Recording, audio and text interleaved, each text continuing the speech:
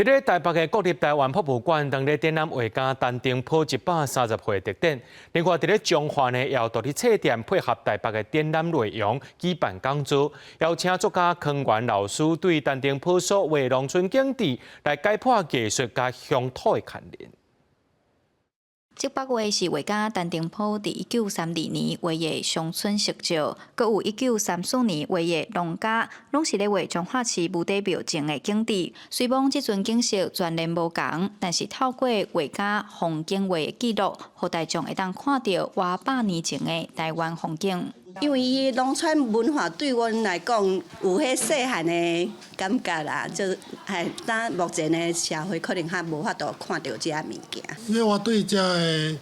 展览那种兴趣，拢会去想要了解伊后壁伊的故事，就是讲是伊画这个作品安尼出。 国立台湾博物馆即阵当咧展出画家陈定波103岁特展。陈定波在生的时也捌伫中华待过一段时间，所以中华市独港侪所在，原来有出现伫伊的作品内。中华有独立册店配合陈定波的特展办讲座，小解陈定波的画，互民众入捌台湾农村的文化。透过即个陈先生的一张图，来讲出。 中华农村的这个物件吼，这农村内底当然农村的文化就包括真济嘛，所以我内底有讲到咱台湾农村的牛啦吼，嘛讲到